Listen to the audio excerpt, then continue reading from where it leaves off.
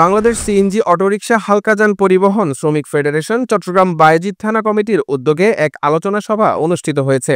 চট্টগ্রাম মহানগর কমিটির সভাপতি ও সাধারণ সম্পাদকের উপস্থিতিতে সম্প্রতি গঠিত বায়েজিদ থানা কমিটির উপদেষ্টাদের পরিচিতি এবং দিকনির্দেশনামূলক এ সভা অনুষ্ঠিত হয়। সভাটি অনুষ্ঠিত হয় বায়েজিদ থানার সংলগ্ন পলিটেকনিক্যাল মোড়ে। এতে শ্রম অধিদপ্তর রেজিস্টার্ড সংগঠন হিসেবে স্বীকৃত ফেডারেশনের নেতৃবৃন্দ উপস্থিত ছিলেন।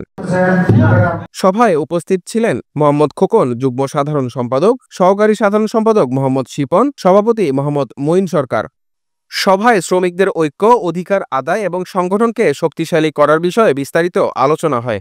বক্তারা বলেন, দুনিয়ার মজদুর এক হও, এই চেতনায় সকলকে ঐক্যবদ্ধ থেকে শ্রমিক স্বার্থে কাজ করতে হবে। আমার মন চায় যে আমরা সকল বাধা বিপত্তিকে পিছনে ফেলে আমরা আমাদের অধিকারের জন্য রাজপথে হোক কিংবা মাঠে ময়দানে হোক আমরা দুর্বার করতে এগিয়ে যাব।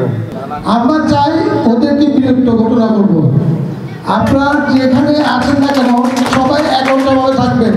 1487-90 1441 এই দুইটা কমিটিকে আপনার চোখে চোখে রাখবেন। ওরা কিন্তু আওয়ামী লীগ আমলে অনেক রকম নির্যাতন করতে শ্রমিকদের উপরে। সভাটি সঞ্চালনায় ছিলেন বায়েজিদ থানা কমিটির নেতৃবৃন্দ।